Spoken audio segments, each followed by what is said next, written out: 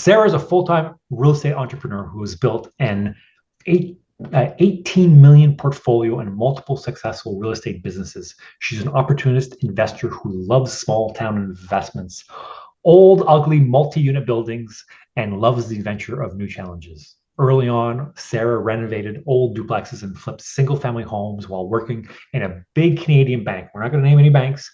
She became a full-time investor in 2012 and expanded into duplex conversions, multi-size, multi-unit properties, and opened both an property management company, Tag Property Management Company, a renovation company, Rental Rehab Inc. Sarah specializes in creative financing, working with private lenders and joint venture partners. Her most recent acquisition was Lakehurst Estate, a 10,000 square foot, 14-bedroom historical mansion in Colburn, which is being rented as a group venture for corporate retreats and family gatherings. I personally went to it. It was amazing. I really loved it. The kids were great about it. So thanks, Sarah, for joining us and speaking. And it's a pleasure to have you on because I think I've known you for easily perhaps close to 10 years now. So I've seen the progression. So congratulations on all your successes. You. What is your story? Can you sum up your story, how you got to where you are today? Sure. I'll try to make it quick because I could talk about it forever. But I sort of what was that key element? Was there a key element? Was the motivating factor? Key element. Well, I needed to quit my job for one thing. So I'd already kind of dabbled in real estate investing. I sort of fell into buying a duplex because I couldn't qualify for a house. So I ended up buying a duplex. My dad taught me how to do all of the construction. So I learned how to drywall and tile and solder plumbing and install windows and do all those things. And so I bought probably about a house that we did a duplex a year, basically. When my daughter was born, she had some health complications and I couldn't go back to my full-time job at the bank. So I bought a fourplex to supplement some of my income and I opened my PM company to supplement the rest. And I'd say that was like the key point is just having to quit my day job because I'd never really intended to be like a full-time real estate investor. I was going to always kind of do it on the side. But when I quit, what was beautiful is I had the time and the motivation to do things differently because the banks didn't want to finance me anymore. Right. So the year after I quit my job, I ended up doing the most deals I had ever done. I bought a 12-plex with a joint venture partner.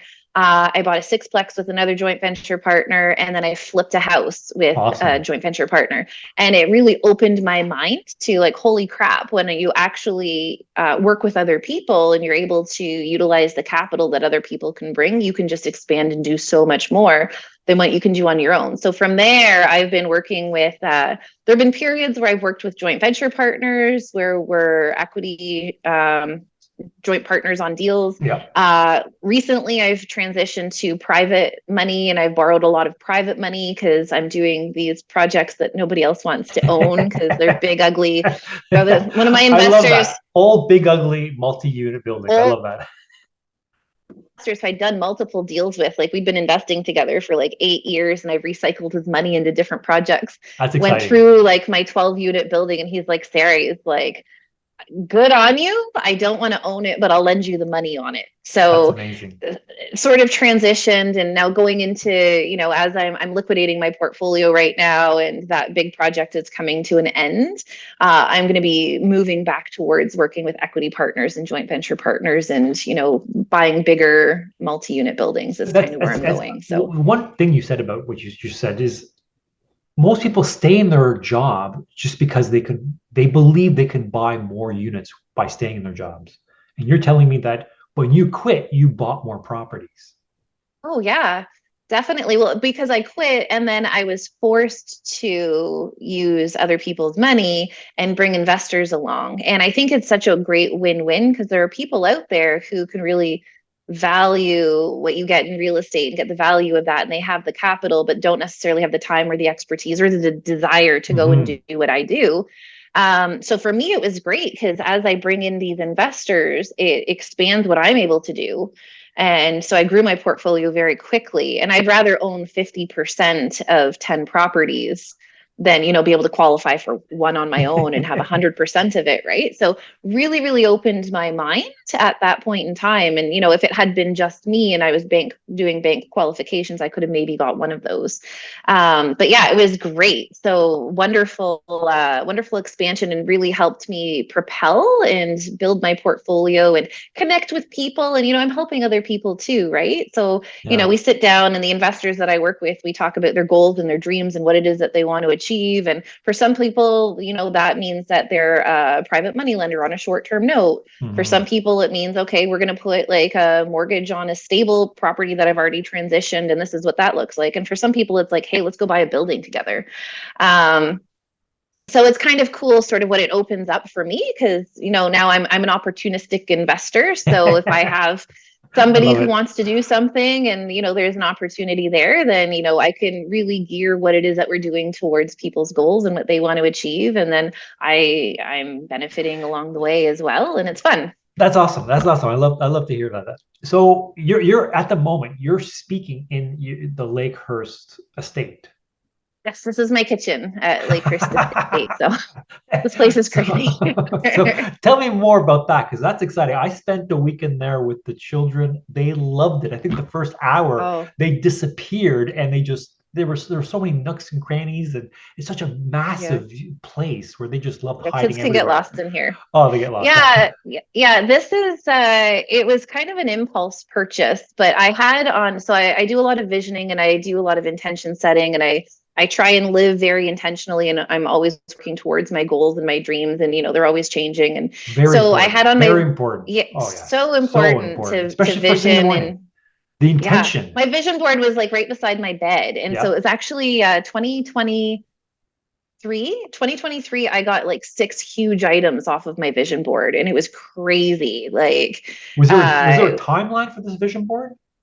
Yeah, so I set timelines on things. So different things have different time frames, and some things are just open. But so like I had it on my vision board that I would buy my dream house by the end of 2023. And so I actually, on my board, like there was this house that I wanted to buy, and my ex had ixnayed it. We're not buying it. So I took a picture of that house that was my dream house, and that picture was on my vision board. And so I'd actually done a little bit more intention setting, and I'm like, my dream house is this. It has, this big porch where I can sit and drink tea and read my book. It has a pool. It has hot tubs. It steps to the lake. It has a big kitchen for baking and entertaining. Like I went through and I visualized my dream house. That's amazing. I love the details. You have to tell a story. Yeah. When you're visioning and you're really being intentional about what it is that you want in your life, to sit down and like envision it and write it out and say, this is what it is. Even to the, like, this is, off of my kitchen, you walk out to a garden, and this is, it's really interesting. So it attunes your mind to it. So when you're thinking about it and an opportunity comes up that aligns with that vision that you have and that intention that you're setting, you see it more. Like you see more of what you think about. Yes. And so you see more opportunities. Very well. You see more of what you think about. So I had this on my vision board, and this house came up, and it was on realtor.ca, and it was listed as a 5-bedroom house. And I'm like, it steps to the lake. It's got a pool. It's got hot tubs. Like, it's beautiful from the front. I'm going to go check it out. And then I get here and I'm walking through it, and I'm like, holy shit. Like, this is not a 5-bedroom house. Like, it's 14 bedrooms. So it's got 2 apartments on the side and 14 bedrooms, 8 bathrooms. And like, this place is just ridiculous. It's got this like gorgeous, I call it the Calcutta Lounge after the guy who built it, but fully wood encased with this great ornate Italian. Well, you've been there. I've seen crazy. It. Another thing that stood out was the chandelier in the bathroom. It was beautiful. Just gorgeous. The chandelier's like a closet. It's crazy. Their walk-in closet, massive walk-in closet. It was so much money spent on this building. Unbelievable. Yeah. Not necessarily by me. It was kind of like that. So we did come in and renovate it. So I sort of bought it. I'm like, this is my dream house. So I put in an offer on it, and I didn't get accepted. the people whose offer did get it accepted, they tried to finance it as a traditional house, which Mm. you just can't do necessarily. And so I'm like, they needed to close really quickly. So I saw it September 26th. They needed to close November 1st. And I'm like, you know what? I just need to line up the private money so that I can come in no conditions, and then I'll figure out the financing later. So I called my mortgage broker and I'm like, hey, I'm buying this house. Can you get me some funds for it? Within 2 days, I had 1.4 million. And then I call one of my other lenders. I'm like, hey, I need $1 million. And he's like, yeah, I've got money coming due. No problem. Like, I've got some things happening and I should have it. He ended up not having all of it. He was about $500,000 short. So I called another investor and I'm like, hey, I know that you have this line of credit. Like, can I temporarily borrow on it? And he like comes into my office and slides a draft for $500,000 across my desk like the next day. Awesome. And it's just crazy. So I'm like, within 3 days, I raised, $2.4 million to buy this place. Awesome. And so I called my realtor and I'm like, if they're having trouble with financing, like I've got it. It's locked down. I can close on time. It's good. And it ended up flipping over to me, thankfully. And then I ended up with it. And I'm like, now what the heck am I going to do? Because like, this isn't a house you just move into and live in, because it's, 14 bedrooms. So it is being rented out as a corporate retreat space. We've got a boardroom that sits 18. We sleep 24 people. Wow. Because it's 25 people, because we got a twin bed in there somewhere too. So can sleep 25 people. Great. We've got weddings booking here, retirement parties, birthday parties, bachelorettes. The pool was amazing. Like a heated pool. I think we were Yeah. there in March. It was amazing. Yeah. And It's the year hot round 90 tubs. degrees. Oh, that was amazing. That was amazing. Quite an experience. And so Yeah. close to the lake as well. Yeah. So it's great. I love it. And so I moved in here in September, actually. So initially did not move in. And then I figured, why not? So my daughter and I, we took over a couple of the bedrooms in one of the wings. And so when we have the house rented, we go and we stay in the apartment. And if the apartment is also rented, then we go somewhere fun. We'll go to the cottage, or we'll go away, or we'll go to a friend's house, or, it's just kind of interesting. Yeah. Yeah. It's very flexible living, and it's Yeah. all good. That's great. So another thing you said, which really stands out, is you're now selling everything after building up. Like, you've been building this portfolio for what, over 10 years? 15 16. This is my 16th year. Yeah, I sold my very first property last year. Wow. Okay. So what's years, the motivating factor to all of a sudden decide to sell everything? So it's interesting, because I normally don't sell anything unless it's in line with my investors' goals. Like, I've had properties where we go into that deal knowing that we're going to sell it. That's what my investors want. But typically most things I hold long term.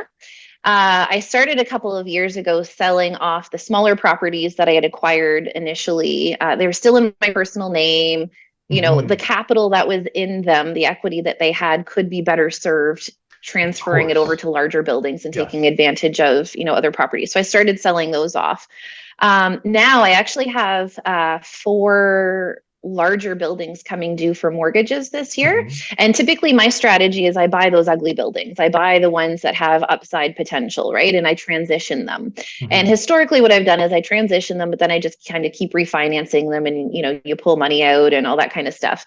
So I haven't really thought about selling them. Well, this time, with the mortgage restrictions and the rates where they're at, I'm looking at extremely low loan to values, and I'm unable to pull out my capital.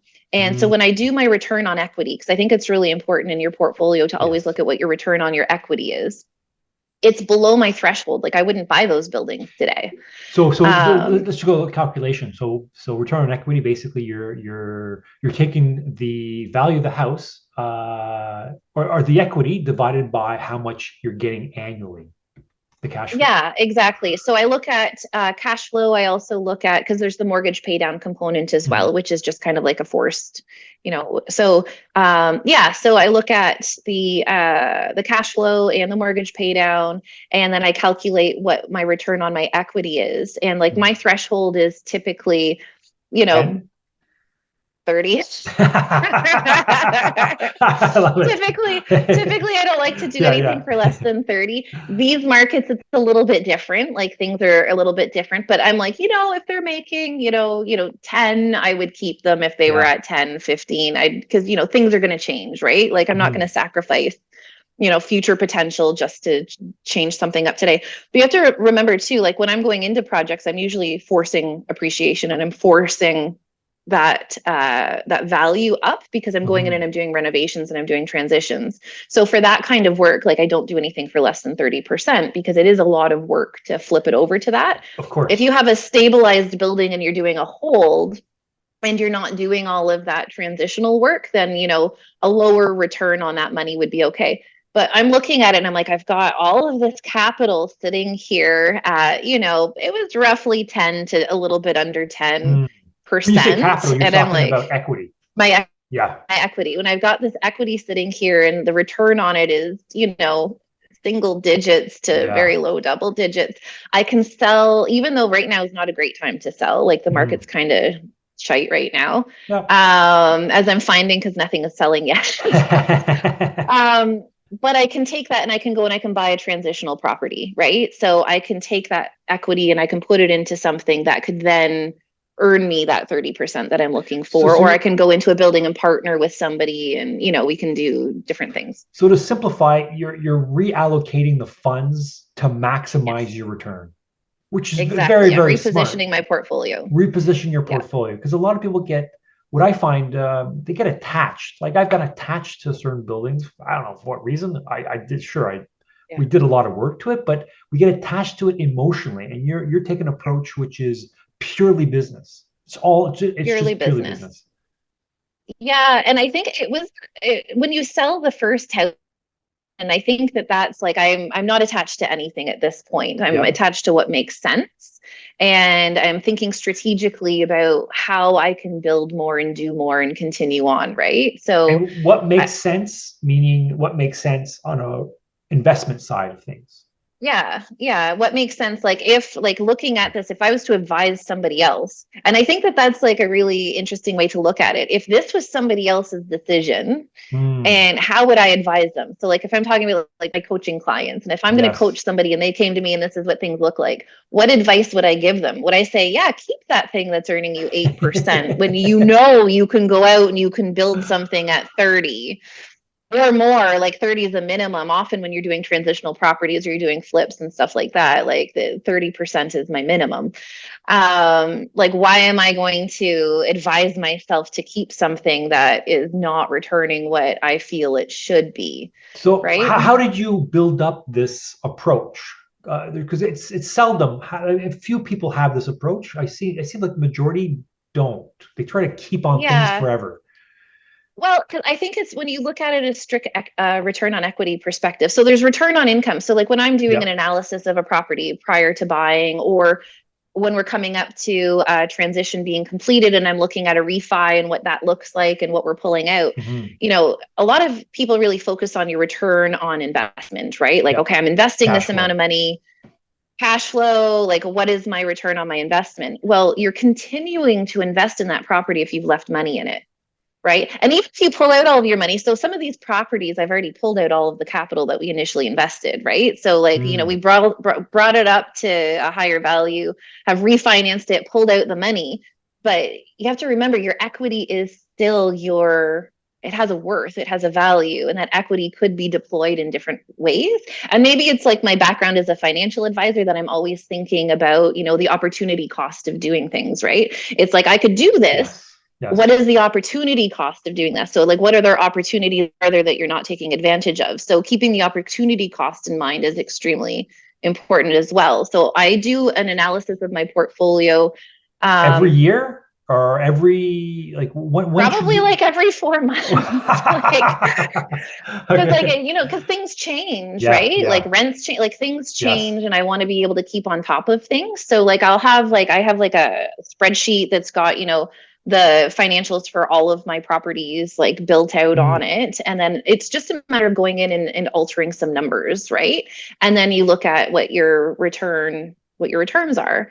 And so I've been keeping an eye on it. And in particular, when you're coming up to refi time. So like, it doesn't matter if I'm not going to sell it or if I'm not going to refinance it, it doesn't matter what the value is today. Because if I'm not doing anything with it, it really honestly doesn't matter. But I've got these properties that are coming up for refi. And so, I went through the process of looking, what does the refi look like? What money can I pull out? What can I do? What does this look like? And then at the same time, I'm looking at the return on my equity with that, and it sucks. And I'm not It's liking where when that's you sitting. say And I'm like, I'm sucks, not going to it's lock. below 10. It's It's definitely below below 10. below 10. There's some that are hovering around 10, 12, but I'm like, Yeah. why am I going to do that when I can go and do something different? Right. Yeah. I like So, that. You're taking the perspective from as if you're advising a coaching client.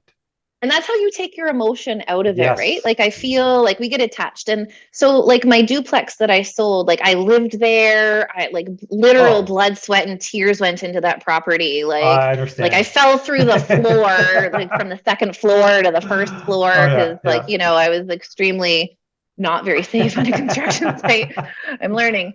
I stepped on a nail and I had to go get a tetanus shot. And then I lived there and I had friends and I had a life there. And Yeah. so, you kind of separate from it a little bit when you move out. And then I've had tenants and I've had challenges. And then I was able to let that one go. I And then get the if I can let that go, impression I can let anything go. I get the impression that we're all seeking freedom, and freedom also entails letting things go, like even Yeah, you even our have to be able to investments. let it go. Yeah, and it's like, it's nice to have that emotional connection to something, but I think that it can make you make bad business decisions. So either Mm. this is a hobby and you want to feel really good and nice about all the things that you're doing, Yeah. or you need to look at it as a business, right? Like if this is my business, what do I need to do for my business? What's my strategy? What makes the most sense? If you're not going to do anything with the money that you pull out from selling, like, and as I said, right now is a really crappy time to Oh sell. Like, had yes. I sold like at the peak, I would have been laughing. Like my net worth and my equity has taken a dump. Like And now I'm going to be everybody's. like everybody's, and I'm Yeah. selling when, like, you don't sell when things are down. Yeah. However, I'm still up, like I'm still up overall. Of course. And for me to be able to take advantage of all of those other, discounted properties that are going on the market right now where I can get a bigger, and that's kind of my thought is like I'm Yes. able to reposition and take advantage of the other opportunities that are available to be able to deploy my funds and be able to get the Deploy. returns I that think make sense to deploy me. is seems to be the right word. It's like many investors they use it. They use the money turns out to be soldiers. They need to deploy the Yeah. soldiers elsewhere so that the soldiers Yep. can actually make a better return. They come back with more, in fact, than less than just Yeah. keeping them there. It makes complete sense. Yeah. It makes complete I sense. think so too. And I think too, like our communities need that redeployment. Like if I just kept all of my capital where it is in my transition properties, like I specialize in going and creating housing. Like I buy Mhm. properties that maybe have fire orders or like they're uninhabitable, and so I'm creating housing. So it's a win-win. Like I'm financially benefiting from it. I'm creating housing in my community. I'm providing employment and work to people in the community as well. And it is really helping to just kind of stimulate Stimulate things. And I can things. feel good about that, right? Whereas if I just keep everything where it is and I sit on it, I'm kind of almost doing a disservice because this is something that I'm good at. I don't So, want to necessarily mention um, it, but I think that what you're doing is amazing, especially for your community, Coburg. You need more people like you for sure. What about the capital gains? A lot of people are fed up with it. I didn't want to mention it, but it seems as if that's got to so play a factor. it does. Well, it's shitty because I'm not going to have anything closed before June 25th. And so anything I Yeah. sell, I'm paying more tax on. So I have, it's crappy. And like, I think that the government is so out of touch with what their policy is actually doing. Hmm. Like we have this housing crisis, we need more housing, and then they're Yeah. creating these policies that impact private investors who are going to say, well, screw this, I'm going to go and I'm going to do something else. They're going Right. And elsewhere. They're going. a lot of They're people just moving. are. Yeah, they're staying in Um, Canada, but they're investing elsewhere because it doesn't make makes less and less sense. It makes less and less sense. So there's two kind of things that I think about that. And it all comes down to the numbers as well, right? Yep. So, does it make sense? Like if I go and like people like somebody asked me, are you going to go invest in the US? I don't know. Maybe if the Hmm. numbers make sense. I like to have a lot of control though. Like everything that I own is within 20 minutes driving distance of my house, Same here. Same which here. Now I have a fabulous team. And so like as I expand my portfolio, I'm looking for larger multi-unit buildings. There are only so many in 20 minutes driving distance of Yes. my house. So I'm actually changing my strategy because I have a team that can service a larger area than just when it was myself, right? So I am able to expand. I'm also creating more of like a back office system and strategy for properties not close so that I can still Hmm. control the management of it and I just need boots on the ground. And so I'm able to own and operate and control a little bit further out. Would I buy in the US? Maybe, if it makes sense. I do feel that there is still opportunity here. I think that, there's going to be a lot of people who are like, F this, I'm selling Yep. it all and Yep. I'm going to the US. Well, those properties, you just have to factor that in, right? And I think that as things change, you need to factor it in. The LTB delays really suck. So we factor in Hmm. vacancy. If the numbers make sense with the vacancy that we are accounting for, maybe it's a higher vacancy because it's taking longer to get these people that aren't paying out. So, you account for a higher vacancy rate. If the numbers make sense, great. On a sale, like that's where you get dinged with the capital gains. It sucks right now because in the long term, anybody who's doing development projects has not factored in that extra tax, right? Like you always factor in those Yeah. down the road costs. Yeah. As I was looking at selling my portfolio, I did not factor in, the inclusion rate being higher. So, okay, I'm going to, have less overall. On future projects, I know that. And if that is what works in my numbers and it's still a good deal and I can still hit my return, do I want the building that's, an hour away or half an hour away, or do I want to have to Mm. fly somewhere to go and manage a How far project? will you So, go? Yes. yeah, it's like, and it all comes down. If there's a project that's in, I don't know, somewhere in the US and I have to fly there, but it's going to give me like double the return of something I can do here. Yeah, I'd probably look at that. So Awesome. I'm Yeah. looking Yeah. at Yeah. changing my strategy because there's, a lot of talk about it and a lot of, I have a lot of friends who are like, I'm out of here and they're selling shit and they're going Yeah. and they're like, what are you doing, Sarah? And I'm like, I'm opportunistic. So if there's an opportunity here, I'll take it. And if there's an opportunity elsewhere, I'll see if I can fit that into my strategy. So I think we just That need to be open and able to pivot. I like the words you use, opportunistic, because I think that's the best approach to take it. And also cost, as you say, what's the opportunity cost as well? I think that's very smart. I think you taught me that word 10 years ago. It was never part of my thought process, but it makes sense. Tell me more about the coaching that you do. So, as far as coaching goes, I love to coach and help people with businesses, Hmm. and in particular real estate businesses, because that's what I do, right? So like I Yes. have my property management company, I have my renovation company, I'm building this, acquisitions and asset management of my own properties. I don't do it for other people. So as far as coaching, like I do, it's kind of my giving back a little bit, like, Hmm. and I think that's the same with all coaches who are active investors. There are a lot of coaches out there who are not active investors. And so, they have, a lot of time and, that's what they do is they coach. For active investors, I feel that for us, to be able to give back on the things that we're experiencing that we're doing, it helps keep things fresh for us too. Like Yes. Yes. I Yes. learn as I'm Yes. coaching Yes. people Exactly. because I'm Yes. I've had the because exact you'll same you'll give experience. advice to somebody or you'll like look at something and be Yes. like, huh, Yes.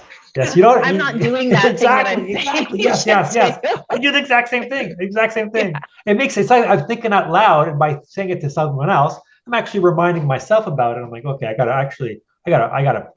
gotta back up what I'm saying to others and do the exact same thing. Yeah. Sometimes you forget, or we get lazy, or something Yeah. comes up. Or just to taking that emotion out, right? Like it's Yes. to say, I'm not attached and I can go Yes. sell stuff, Yes. but it's like, what would I say to somebody else? And I think in coaching people, that helps me keep that in the forefront. So it helps me. So it's a benefit for me Hmm. to coach people. And I really do feel like there's so many opportunities in real estate for people in particular who are trying to transition out of full-time employment and, different business. You could be a realtor, you could be a property manager, you run a construction company. Like there's various different avenues Hmm. that you can explore to build businesses to support your building of your portfolio as well. So, like I have a business degree, I operate and I run businesses. So it's kind of fun for me to be able to help other people who maybe don't have the background that I have, be able to strategize and, solidify and move things forward. And who's your Um, ideal coaching client? Ideal coaching client is somebody who is experienced in real estate investing already, right? Like they have some deals under their belts. Maybe Like they're two, three looking to, properties or so. They're just starting off. yeah, like they've already they see the value, they see the returns, they see the benefit, they see how a coach can actually help propel them forward. Because I find quite often people who aren't experienced and haven't made decent returns in real estate yet, they don't understand the coaching fees. They're like, oh wow, that's really expensive. And I'm like, see what I pay my coach. Just see what I pay my coach, because like I'm coached by somebody who's already done all of the things that I want to do, and the amount of money that I've been able to save or generate just from the things that I get from that coaching, like easily I'll pay that coaching fee hands down any day. One of my coaches, I think he said my hourly rate is $250. And I just dropped like $250, but it was worth every penny, because that $250 by hour, which I think I had like 10, 12 hours with them. The return was so much better. The return was infinite. When he taught me, $250 is a really good price. Yeah, well, this was like 2019, 2017. Yeah.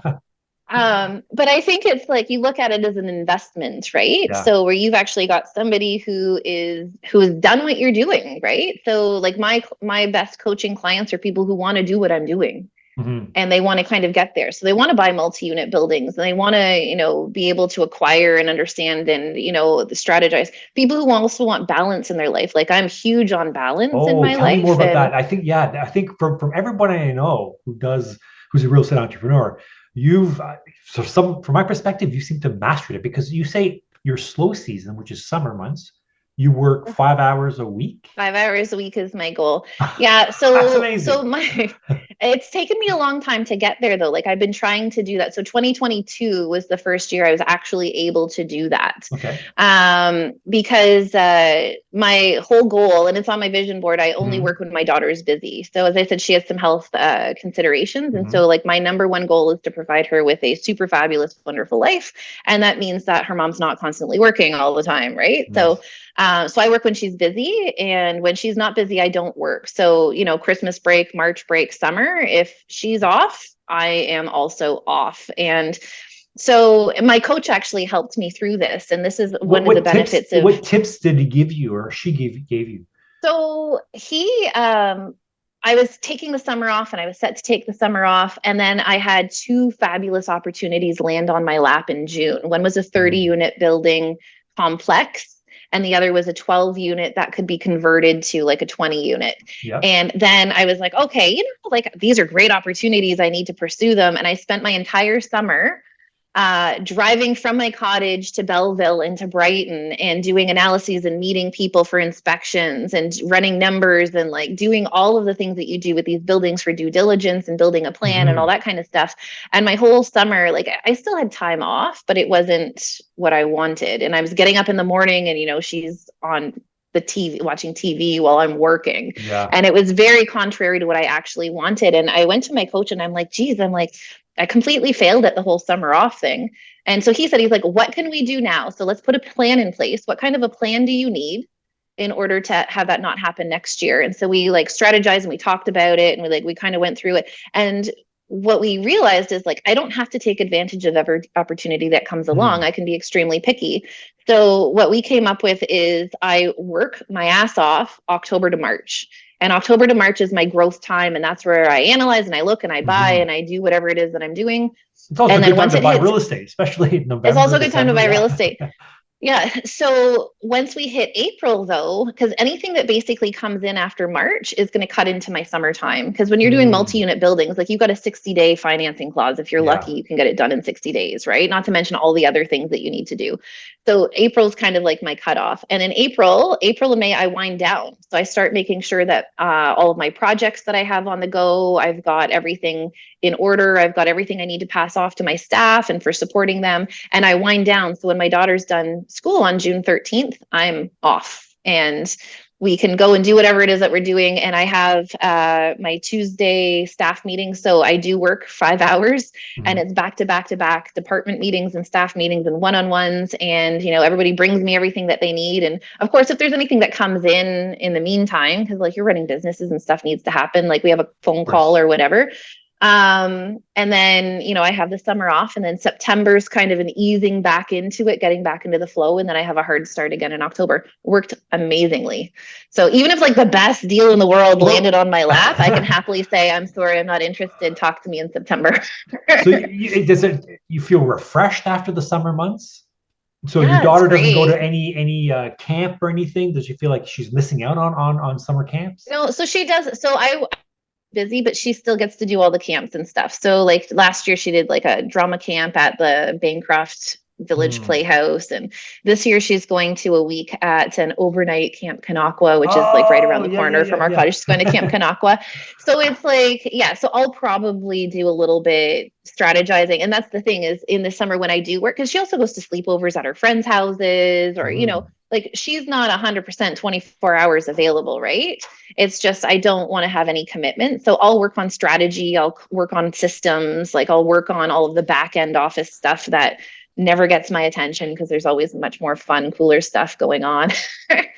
Or That during that time, I'll refresh and I'll go and I'll meet, I'll go and I'll do different things with other entrepreneurs or business so people so and you friends. I mean, we've been talking for quite some time, and it goes so fast. It goes so gentle. Yeah. Like we could talk about for hours. Yeah. We What can what just would talk forever.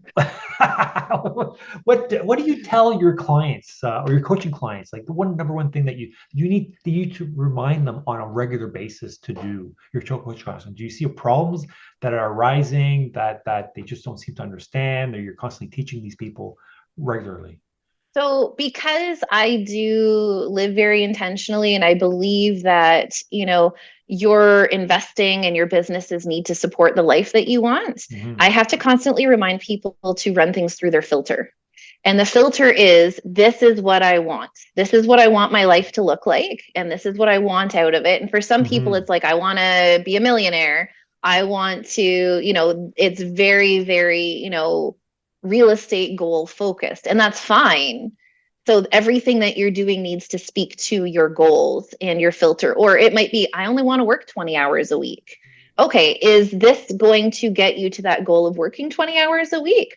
Or is this going to take you away from that? So, and like I suffer from it as well, which is where like my mastermind group and my coach call me on my bullshit and pull me back because they know what my goals are. They Yeah, know yeah, what it yeah, is that yeah, I want. yeah. And I get super like I went to like a conference and I got super motivated and I'm like, I want 1,000 doors and I want to do this and I want to do that. And then it's like, wait a second, Sarah, how does that fit with your goals? Like you're so hyped up and excited right now, but like let's check back in with like how does that fit with what you actually want, and it brings me back down to the reality and making decisions based on what I want my future life to look like a year, 2 years, 5 years from now.